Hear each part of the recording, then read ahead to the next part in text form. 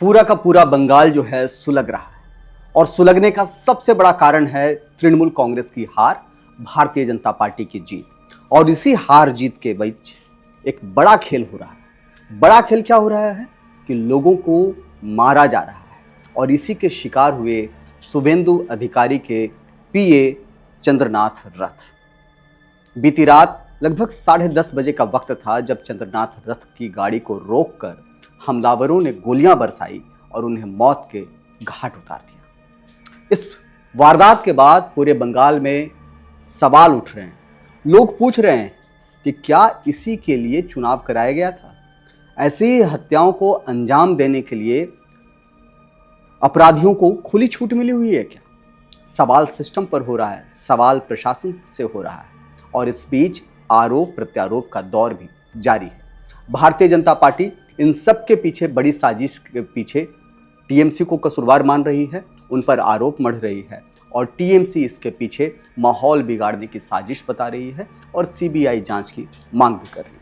इस बीच चंद्रनाथ रथ, जिनकी हत्या की गई, जो शुभेंदु अधिकारी के पीए हुआ करते थे, इंडियन एयरफोर्स छोड़ करके वो शुभेंदु के साथ जुड़े थे, राजनीतिक पारी खेलना चाहते थे, लेकिन उन्हें करीब से गोलियां मार करके हत्या कर दी गई।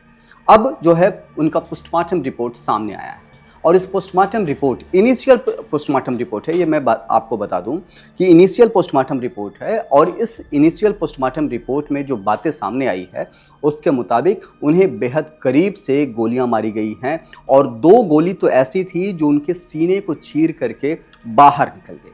आप समझिए कि कितना पॉइंट ब्लैंक रेंज से गोली मारी गई होगी, कितना नज़दीक से गोली मारी गई होगी कि 2 गोली जो है उनके सीने को आर पार करते हुए बाहर निकल गई। सबसे बड़ा सवाल है, जो पोस्टमार्टम रिपोर्ट की जो जानकारी सामने आई है उसके मुताबिक कि जब गोली मारी गई उसके बाद बहुत देर तक उनके बॉडी से खून निकलता रहा और इसी खून के निकलने के कारण उनके अंग जो हैं काम करना बंद कर दिया, जिसके बाद उनकी मौत हो गई। सवाल सिस्टम पर उठ रहे हैं, सवाल प्रशासन पर उठ रहे हैं, सवाल हर उस चीज पर उठ रहा है कि कैसे एक हथियारबंद लोग जो हैं वो पहुंचते हैं और एक नेता प्रतिपक्ष, शुभेंदु अधिकारी कोई छोटा मोटा आदमी नहीं है, बंगाल में नेता प्रतिपक्ष के पदवी पर हैं और भवानीपुर से उन्होंने इस बार ममता बनर्जी को हराया है। ऐसे शख्स के पीए की इस तरीके से हत्या कर दी जाती है। जो शुरुआती जानकारी सामने आ रही है उसके मुताबिक पता चला है कि इस वारदात के पीछे पेशेवर अपराधी हैं। बाकायदा उनको हायर किया गया था चंद्रनाथ रथ की हत्या करने के लिए। पहले उनकी रेकी की गई, कहाँ वो जाते हैं, कब जाते हैं, और जो जानकारी सामने आ रही है पुलिस जांच के मुताबिक, उसके मुताबिक पता चला है कि बीते 3 दिनों से उनकी रेकी की जा रही थी। शूटर एक एक मूवमेंट पर नजर बनाए हुए थे और बीती रात जब वो मध्यम ग्राम की ओर जा रहे थे, मध्यम ग्राम में ही उनकी गाड़ी को रोक करके उन पर फायरिंग की गई। जो शुरुआती जानकारी सामने आई है उसके मुताबिक पता चला है कि उन पर जो जिस हथियार से हमला किया गया था वो ग्लॉक 47 पिस्टल है। अब सवाल है कि ये ग्लॉक 47 पिस्टल होता क्या है? देखिए, ग्लॉक 47 नाम से ही जैसा आपको समझ में आ रहा है कि एक ऐसा पिस्टल है जो 47 नंबर का है। 47 एक तरीके से आइडेंटिटी हो गई, जैसे किसी व्यक्ति की आइडेंटिटी होती है उसी तरीके से नंबर दे दिया गया उस पिस्टल का कि ये जो पिस्टल है वो इस तरीके से रहता है। उसका जो कैलिबर है 9x19 mm का है। अब ये सवाल है कि 9x19 mm क्या होता है? तो 9x19 mm जो है वो पिस्टल की जो कारतूस होता है, जो गोली होती है, उसकी चौड़ाई और लंबाई है। 9 mm कहने का मतलब कि जो बुलेट का सबसे निचला हिस्सा जो आप देखते हैं उसकी चौड़ाई कितनी है वो बताता है। तो 9 mm की उसकी चौड़ाई थी और 19 mm उस पूरे जो पिस्टल, जो आप जो पीतल का जो देखते हैं गोली, जिसको खोखा लोग कहते हैं, वो 19 mm उसकी लंबाई थी।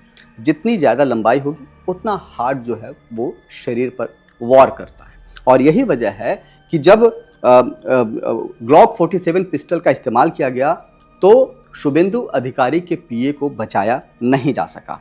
और अगर इसकी मैगजीन क्षमता की बात है तो जो शुरुआती जानकारी सामने आई है उसके मुताबिक पता चला है कि बैक टू बैक कई राउंड की फायरिंग उन पर की गई। अब ग्लॉक से जो 47 है उसमें मैगजीन कहने का मतलब है कि जैसे आपका कोई जैसे कार हो गया, कोई अलमीरा हो गया, जिसमें आपकी क्षमता आप बता सकते हैं कि कितना लीटर पानी जो है किसी बोतल में जा सकता है। ऐसी मैगजीन की भी क्षमता है। तो उसमें जो मैगजीन की जो क्षमता है वो 17 गोलियों की है। कहने का मतलब है कि एक साथ मान लीजिए कि अगर ये गन है और इसमें मैगजीन नीचे लगा हुआ है, तो इस मैगजीन में एक साथ 17 बुलेट आप इंसर्ट कर सकते हैं। और ग्लॉक 47 की एक खासियत और है कि एक बुलेट जो है इसकी पिस्टल की नली में भी रह सकता है। मान लीजिए कि ये पिस्टल है तो इसकी नली में भी एक गोली रह सकती है और 17 गोली इसके मैगजीन में। मतलब कि कुल मिलाकर के कहा जा सकता है कि 18 गोलियां एक साथ ग्लॉक 47 में रह सकती हैं। और इन्हीं 18 गोलियों से बैक टू बैक फायरिंग की गई चंद्रनाथ रथ पर, और जिसके बाद उन्हें मौत के घाट उतारा गया। आपको बता दें कि यह जो पिस्टल है यह मॉड्यूलर ऑप्टिक्स सिस्टम के साथ आती है। इस पर रेड डॉट ऑप्टिक्स आसानी से लगाए जाते हैं। अब रेड डॉट ऑप्टिक्स क्या है? तो रेड डॉट ऑप्टिक्स वो हैं कि जो किसी भी पिस्टल के सबसे अगला हिस्सा जो देखते हैं, जिससे निशाना लगाया जाता है। कई बार आप देखते होंगे कि निशानेबाज जो हैं आंख बंद करके, एक आंख को बंद करके निशाना लगाने की कोशिश करते हैं। तो ये वही रेड डॉट सिस्टम होता है, ऑप्टिक्स होता है, जिसको देख करके निशाना लगाया जाता है। चूंकि इसकी जो बैरल है, जो नली होती है, वो करीब करीब 4.5 इंच लंबी होती है। मान लीजिए कि ये पिस्टल है इस तरीके से, और इसकी जो ये पूरी नली है ये करीब 4.5 इंच लंबी है। तो 4.5 इंच लंबी होने का एक बड़ा फायदा क्या होता है कि एक तो इसमें गोली सटीक जाती है, और जितनी नली की लंबाई होगी उतनी तेजी से गोली जो है आगे बढ़ेगी, साथ ही साथ उतना ही फोर्स के साथ वो आगे बढ़ेगा। ऐसे में होता क्या है कि जब आप नज़दीक से गोली मारते हैं तो गोलियां शरीर के आर पार होने की बहुत ज़्यादा संभावना होती है। गोलियां आर पार होने से क्या होता है कि जो शरीर के जो अंग हैं, अगर मान लीजिए कि गोली यहाँ लगती है, हार्ट के पास लगती है, तो वो हार्ट को पूरा चीरते हुए जो है वो आगे बढ़ेगी। और जब वो आगे बढ़ती है और तो पूरे शरीर को छलनी करते हुए वो बाहर निकल जाती है। तो जितने दूर में उसका प्रभाव है उतने दूर के पूरे हिस्से को वो चीर फाड़ करते हुए निकल जाती है, जिससे खून का जो बहाव है वो बहुत ज़्यादा होता है। चंद्रनाथ रथ के केस में भी यही हुआ, खून का बहाव बहुत ज़्यादा हुआ, लिहाजा उनकी मौत हो गई। जो शुरुआती जानकारी सामने आई है कि एक 4 व्हीलर के साथ 2 बाइक पर सवार थे लोग, और दोनों बाइकों पर 2-2 लोग सवार थे। अब जो शुरुआती जानकारी सामने आ रही है उसके मुताबिक पता चला है कि जो जिन गाड़ियों का इस्तेमाल किया गया उसमें फेक नंबर प्लेट लगाए गए थे। बहुत बड़ी खबर है कि फेक नंबर प्लेट इस्तेमाल किया गया, चेचिस नंबर तक बदले गए थे। अब पुलिस जो है इस केस की जांच कर रही है, साथ ही साथ सीआईडी भी इस मामले की गहराई से जांच पड़ताल में जुट गई है। पता लगाया जा रहा है कि वो हमलावर कौन थे जिन्होंने चंद्रनाथ रथ पर को गोली मारी, कौन वो लोग थे, किसके कहने पर इस पूरे वारदात को अंजाम तक पहुंचाया गया। फिलहाल इसकी जांच जारी है, और जांच के बाद ही पता चलेगा कि इसकी आंच जो है किन किन लोगों तक पहुंचती है। मेरा नाम है नीरज शर्मा। अगर आपके पास इससे जुड़ी हुई कोई जानकारी हो या कोई सवाल हो तो प्लीज़ आप ज़रूर हमारे साथ उसे शेयर करें। और इसके लिए करना क्या है आपको, तो आप वीडियो के कमेंट सेक्शंस में जाएं, वहां जाकर के कमेंट करें। तब तक के लिए हमें दीजिए इजाज़त। जय हिंद, जय भारत, नमस्कार।